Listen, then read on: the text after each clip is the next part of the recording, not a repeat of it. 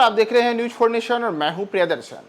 सुपौल में इस बार लालटेन जलेगा या नहीं, यह सवाल इसलिए महत्वपूर्ण है क्योंकि सुपौल में आज तक लालटेन नहीं जला है। जी हां, 2019 से जब से सुपौल में संसदीय चुनाव हो रहे हैं तब से एक बार भी लालू यादव की पार्टी राजद का लालटेन सुपौल में नहीं जला है और इस बार तेजस्वी यादव सुपौल में लालटेन जलाना चाहते हैं। 7 तारीख को यहाँ मतदान है, यानी कि 7 मई को यहाँ अब मतदान होगा। तो सुपौल की लड़ाई इस बार किस दिशा में जा रही है और कोसी की धार सी बदलती यहाँ की सियासत में जदयू के लिए इस बार क्या चुनौती है, अगर हम उस पर आएँ तो वर्ष 2009 में जब पहली बार सुपौल में लोकसभा के चुनाव हुए तब यहाँ जदयू के विश्व मोहन कुमार ने जीत हासिल की, लेकिन 5 साल के बाद ही यहाँ सियासी समीकरण बदल गया और 2014 के लोकसभा चुनाव में कांग्रेस की रंजीत रंजन ने जीत का परचम लहराया। हालांकि 2019 में एक बार फिर से सुपौल ने नए सांसद को देखा और तब जदयू के दिलेश्वर कामत को यहाँ से जदयू के उम्मीदवार के तौर पर जीत मिली। ऐसे में हर चुनाव में नए सांसद को जिताने का इतिहास रखने वाले सुपौल से इस बार राजद ने उम्मीद लगाई है कि इस बार उसका सांसद बन सकता है, लेकिन राजद की उम्मीद और सुपौल की राह इन दोनों में बड़ा ही अंतर है और इसके लिए अगर आप वहां के जमीनी स्थिति को देखेंगे तो यह भी राजद के लिए इतना आसान नजर नहीं आता है, लेकिन आसान तो जदयू के लिए भी नहीं है। दरअसल सुपौल को लेकर के कहा जाता है कि यह समाजवादी सियासत का गढ़ रहा है, लेकिन एनडीए और महागठबंधन के बीच इस बार कांटे का मुकाबला माना जा रहा है। इन सब के बीच निर्दलीय प्रत्याशी और पूर्व आईआरएस अधिकारी बैद्यनाथ मेहता त्रिकोणीय संघर्ष बनाने में यहाँ जुटे हैं। पूर्व केंद्रीय मंत्री उपेंद्र कुशवाहा की पार्टी से राष्ट्रीय आने वाले बैद्यनाथ मेहता इस बार यहाँ पर जातीय वोट बैंक पर काफी भरोसा करते हुए निर्दलीय प्रत्याशी के तौर पर चुनाव मैदान में उतरे हैं और यही इस बार राजद के लिए और जदयू के लिए दोनों के लिए बड़ी चुनौती है। ऐसे में 19 लाख वोटरों वाले सुपौल में सियासी लड़ाई में स्थानीय चुनौतियों को अलग अलग दलों को अलग अलग किस्म से परेशानी का भी सामना करना पड़ रहा है।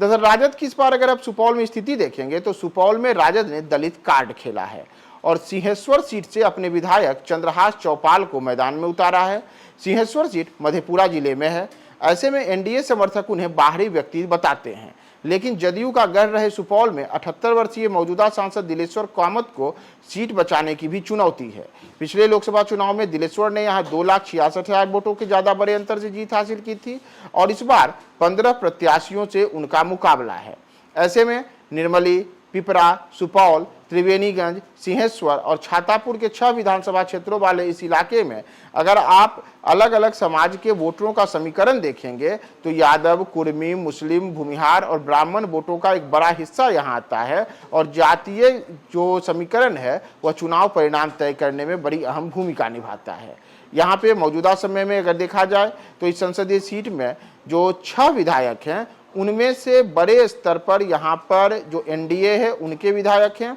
क्योंकि राजद की ओर से केवल 1 विधायक ही यहाँ पर हैं जो कि सुपौल के लोकसभा क्षेत्र में है। बाकी के तमाम जो 5 विधायक हैं वह एनडीए खेमे से आते हैं, यानी कि सुपौल में एनडीए विधायकों के मामले में तो काफ़ी मजबूत है। लेकिन आप यह भी कह सकते हैं कि सुपौल में जो अलग अलग मुद्दे रहे हैं, चाहे वह पलायन का मुद्दा हो, तकनीकी संस्थानों की कमी का मुद्दा हो, किसानों की दयनीय स्थिति का मुद्दा हो, साथ ही साथ कोसी बराज की जीर्ण शीर्ण स्थिति हो और इतने वर्षों में भी कोसी बराज को लेकर के कोई वैकल्पिक व्यवस्था नहीं होने की बातें हों, ये सब इस बार के चुनाव में काफ़ी प्रमुख मुद्दे के तौर पर स्थानीय स्तर पर लोगों के द्वारा उठाए गए और उसका जवाब अब राजनेताओं को देना है। जैसा मैंने आपको शुरू में ही बताया कि कोसी